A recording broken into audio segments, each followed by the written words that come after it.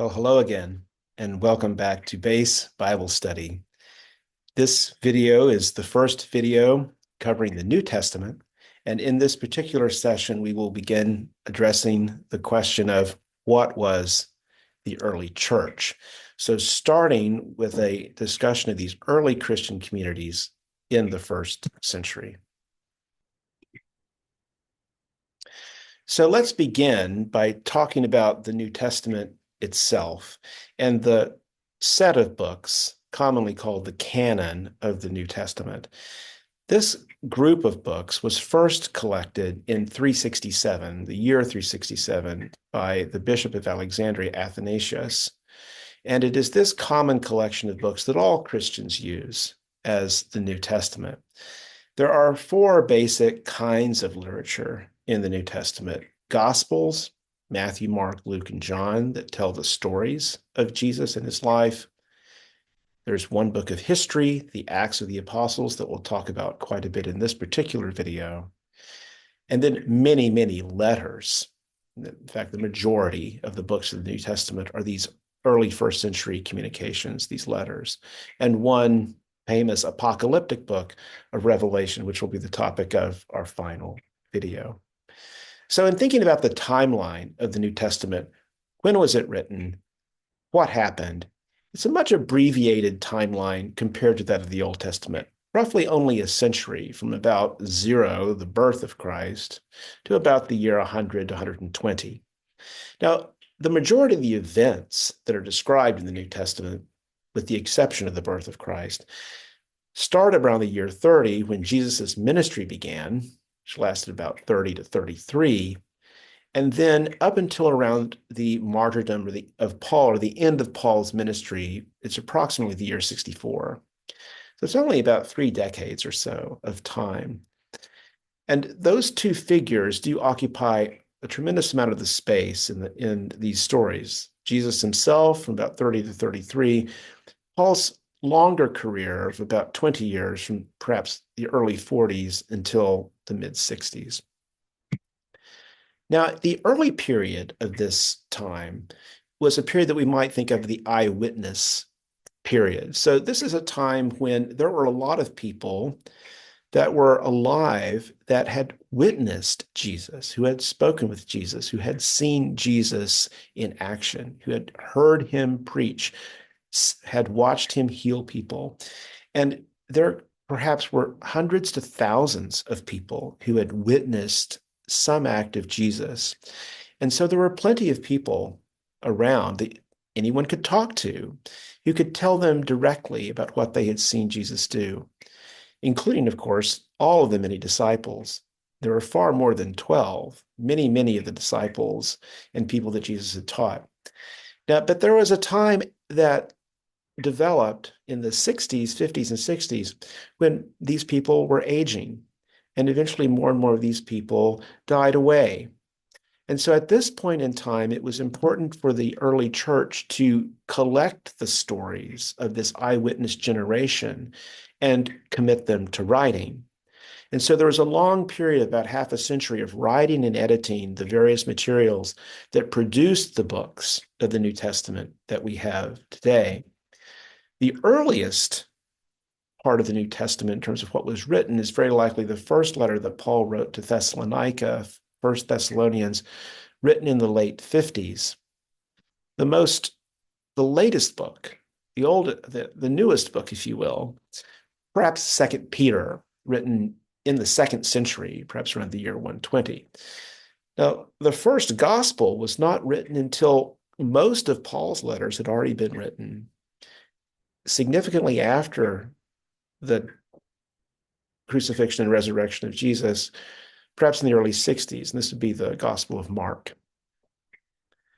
Gospels of Matthew and Luke, written about a generation later, the 80s, 90s. John, even later than that. So you can see that there's a significant range, and that the Gospels, again, written significantly after the letters, which were written much closer in time to the actual ministry that was happening on the ground.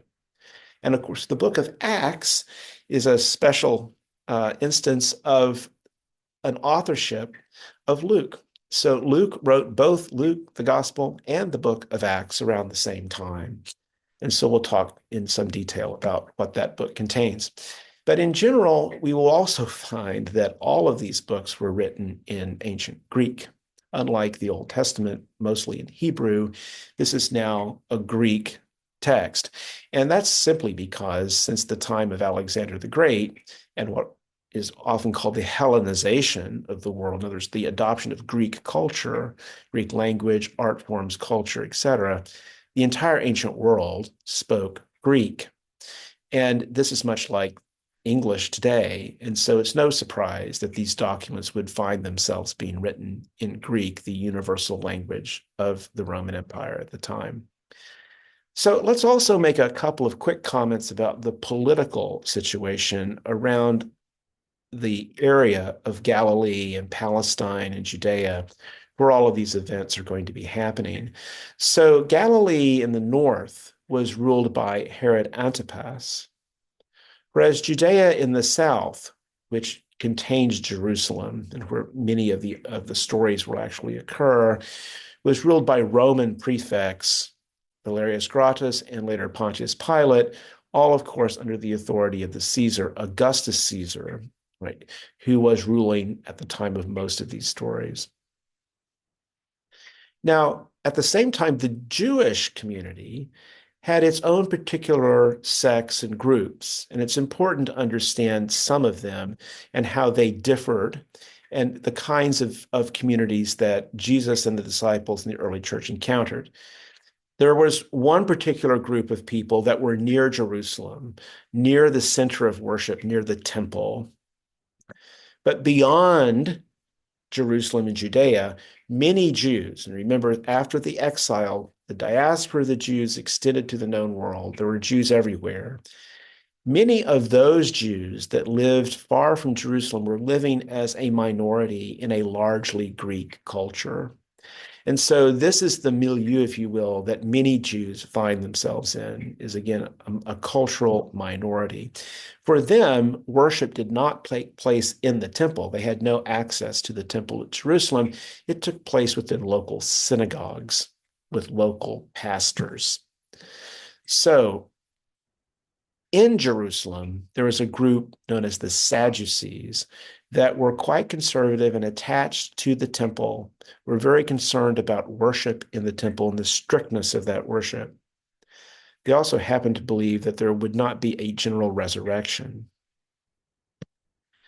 Another group, known as the Essenes, lived out of the cities in the deserts, and they deserve mention largely because they're famous for being the source of the Dead Sea Scrolls. So these scrolls found in caves used by the Essenes really give us a rich picture of what life was like in that first century for these Jewish communities. And then finally, the Pharisees. And the Pharisees essentially were these local pastors that worked in the synagogues throughout the diaspora of Judaism. And they lived with the people. And again, they would therefore be much less connected with the temple in Jerusalem, unlike the Sadducees, who were very connected to it. But the Pharisees were out with the people. They did believe in a general resurrection. And so these are the kinds of groups within Judaism that are going to be found throughout the New Testament. Now, again, Acts is our best lens into the history of the early church. It is the one history book that we have. It's part 2 of the Luke text, the Gospel of Luke being part 1. And in this video in particular, we're going to spend most of our time talking about the events of the first half of Acts, and then in the second half of Acts, we'll talk about next time. But the Acts of the Apostles begins with Pentecost, the birth of the church, the ministry right around Jerusalem, and then talks about the martyrdom of Stephen, the first Christian martyr, and the scattering of the church that happened after that. And this was mainly a northward scattering up into Samaria and then further northward, as we'll talk about in a couple of moments. And this resulted in the beginnings of the expansion of Christianity into more Gentile areas. The figure of Paul, who we'll talk about, emerged around this time. Paul was a Pharisee, as we'll see in a few moments, who was at the martyrdom of Stephen, but became a missionary, strangely enough, for the Christian community and began journeying to establish churches. Now, this created a crisis in the early church that we'll talk about that was discussed at an important council called the Jerusalem Council in around 50 CE. And after that council, an explosion of missionary activity happened. Paul's second missionary journey, much more expansive into Europe, began, followed quickly by his third journey, and then finally his final journey, his arrest, and then ultimate journey to Rome itself. The initial part of Acts up to the Jerusalem Council covers the years about the 30s and the 40s CE. So this is right after the resurrection in that next 10 to 15 years. Whereas after the Jerusalem Council, these are the 50s to about 64. So again, in the rest of the video, we're going to talk mostly about that first half, the 30s and the 40s. So in these first years after the resurrection, what was happening? In Jerusalem, right around the epicenter of where all of the events were taking place, is where you would find most Christians, of course, at the time. But after the death of Stephen, the church scattered, again, primarily northward, up the coast of the Mediterranean Sea, into Syria and around the city of Antioch, for example. And Antioch famously is where the term Christian was first used for these early followers of Jesus of Nazareth. Importantly, these early followers were mostly Jewish. In other words, Jesus was a Jew, all of his disciples were Jewish. It was considered to be a Jewish sect. So the people who were these early Christians were almost all Jews. However, as the church began expanding further northward, more and more so-called God-fearing or God-worshiping Gentiles started to come into these Christian communities. And this began to cause some friction about what was the role of the Gentile in a particularly Jewish sect. Christians began to face increasing persecution, primarily from within their own synagogues. So synagogues, families began to split over this Christian question. And so a lot of strife developed in the first century within the Jewish community because of the Christianization, if you will, of the Jewish community, at least of parts of it. So this is something that is addressed head on by this wonderful story from Acts 10. And this is the description of a vision that Peter saw 3 times, in fact, of a sheet coming down out of the clouds full of animals, but animals that were unclean, animals that Jews were forbidden to eat. And then Peter heard a voice saying, "Get up, kill and eat." And Peter saying, "No, no, no, these are unclean. I can't eat them." But the voice said a second time, "What God has made clean, you must not call profane." So indeed, what we see here is this first instance of the expansion of the definition of what is clean, even to things that previously had been declared unclean. And Luke famously joins this vision with the story of Peter meeting Cornelius, a Gentile centurion who was seeking out Peter so that Peter could bless his family and save them. And Peter goes to them and finds that the Holy Spirit has come even to this family. And so we have this marvelous statement: "You yourselves know that it's improper for a Jew to associate with or visit an outsider, but God has shown me, Peter, that I should not call anyone profane or unclean." This is profoundly important. It is a mark where we now begin to see the openness of the Christian message to Gentiles. Now, right around the same time, Saul, this famous persecutor of Christians who was at the martyrdom of Stephen, has an experience while he was traveling to Damascus where Christ comes to him, blinds him, and essentially this experience results in Saul's conversion, right, to becoming Christian. So Saul becomes Paul at this moment. And it is this point that this ardent Pharisee becomes one of the most ardent missionaries for the Christian faith. So let's talk for a moment about who Paul is, who was this central figure in the spread of Christianity. He was a Hellenized Jew, meaning he was a Jew that was brought up in a Greek culture.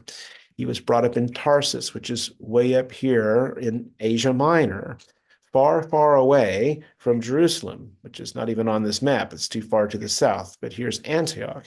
So you can see a bit about where Paul was brought up.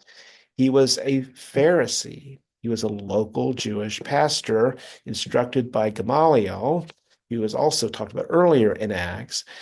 And Paul will say later in Acts, brought up at this city at the feet of Gamaliel, educated strictly according to our ancestral law, being zealous for God. So Paul was a strict Pharisee, very well read. He knew Greek, he knew Hebrew, he knew both worlds. And even more interestingly, his family were Roman citizens. And this is really significant because this was only a minority of people in the Roman Empire were full citizens. Estimates are maybe half of the population was enslaved, in fact. So Paul's family enjoyed a privileged position, not necessarily economically, but politically as Roman citizens. And Paul uses this several times within his exploits and adventures to get out of sticky situations. Also, Paul had a trade. He knew how to do something useful that people would pay him to do.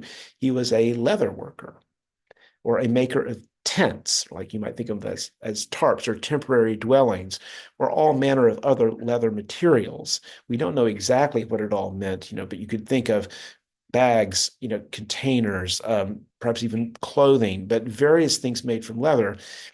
He knew how to do this. He could make money doing this and did as he traveled around on his missionary journeys. Absolutely the most prolific writer in the New Testament. Most of the New Testament books are written by Paul. A missionary, a pastor, tireless, passionate, always on the move, and very much the first Christian theologian, so to speak, the first person to really write in a systematic way the philosophical, the theological implications of Christ's life.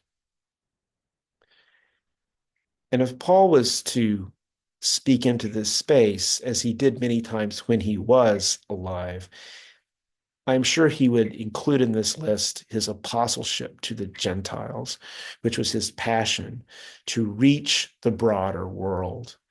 His visions were huge in terms of like what the missionary potential was. And the fact that all of us throughout the world are Christians today is largely because of his push into the Gentile world. So let's think about his career for a moment in terms of what the major highlights were. His conversion happened very soon, again, after the resurrection on the road to Damascus. He then spent perhaps a decade in Antioch or Cilicia, in that northern region, northeastern corner of the Mediterranean Sea. It's not often discussed, but this is a period of time when Paul was almost certainly developing his theology, understanding the practice of Christianity from the disciples. His first journey did not happen until the late 40s, for example.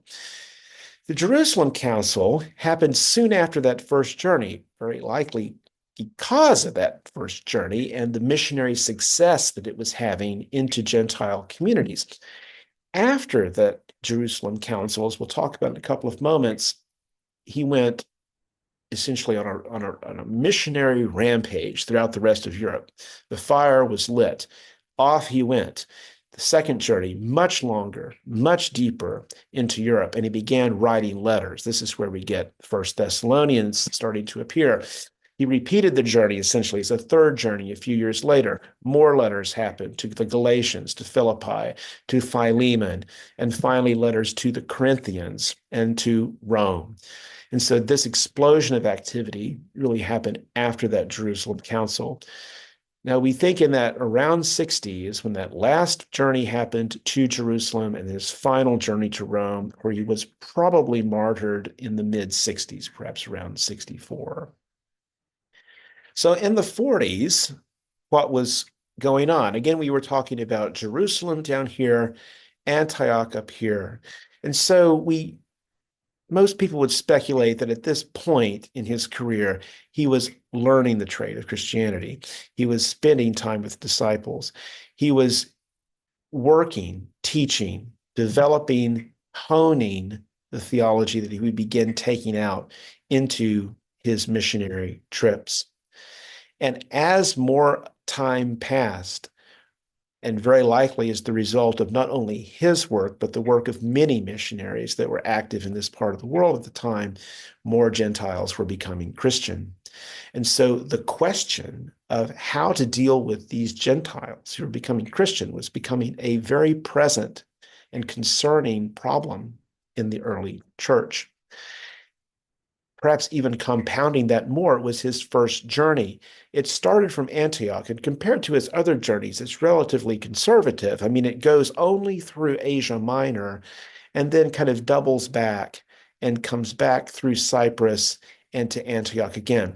So it's mainly these regions of Galatia, mainly Cyprus itself, and Antioch. So it's only these kind of red arrows here. So relatively small in scope. But it was that journey that very likely precipitated, in efforts like this, the Jerusalem Council.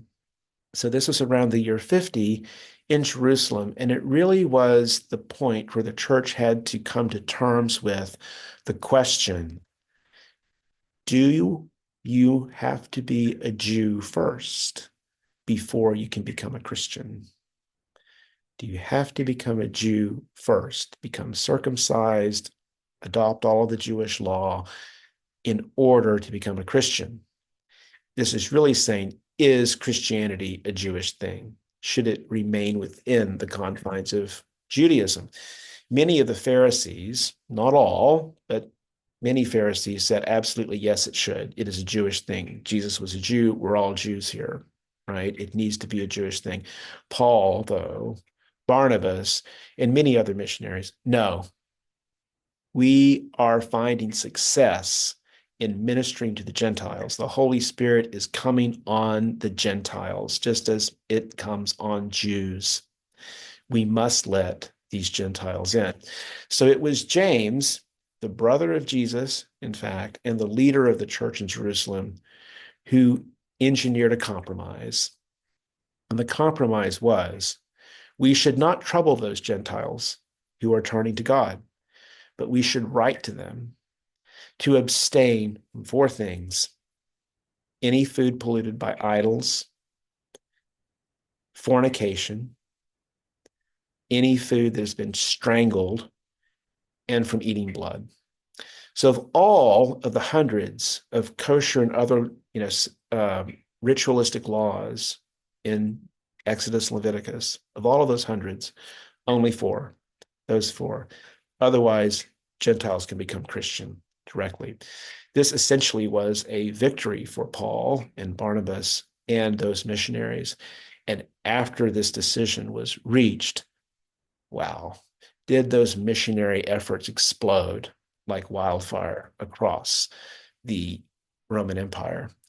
And we'll end this session with a summary of what that mission looked like before in the next session we go into it in more detail in terms of the letters that Paul wrote to support it. But I don't think it's an underestimation to say that this really unleashed Paul on the Gentile world, and a great missionary campaign, which was not just Paul, but Paul and many others began in earnest to spread the gospel out into Europe and the rest of the Roman Empire. And this campaign founded many, many churches, both directly with missionaries going and founding churches, and also indirectly from people in those new churches going themselves to other places and founding churches there. Now, Paul's strategy during this campaign was to start with a synagogue, the Jewish synagogue in a given town. You can see the political smarts here. He's starting with the home base. He's starting with his own Jewish people, where it came from. This is important to James and that contingent in Jerusalem that he honor the Jewish faith. He went to the Jews first. Now, frankly, he was often thrown out of the synagogues. So fine, if they won't hear it, then I will then go to the streets. I will then go to the Gentiles, and I will then minister to whomever will listen, Jews, Gentiles alike. Now, along the way, as you would see as you read Acts and as you read Paul's letters, he was joined by many people. And there's a long list of names. People would come and go. And many times, Paul would leave people behind in a church that he founded to keep nurturing that community while he himself would move on, point of the spear, so to speak, forging ahead. And he would found more and more new churches, while those he left behind would continue to strengthen the churches that were there. That would allow Paul then to write letters backward to the churches that he had founded. So he would receive communications about how the churches were doing, any questions they had, any concerns that they had, and he would write letters back to them, instructing, guiding, answering questions and concerns. And so most of the letters that we'll spend the next video talking about are the result of these kinds of activities. So I hope that gives you a general sense of some of the things that happened early in the start of Christianity. I hope to see you next time.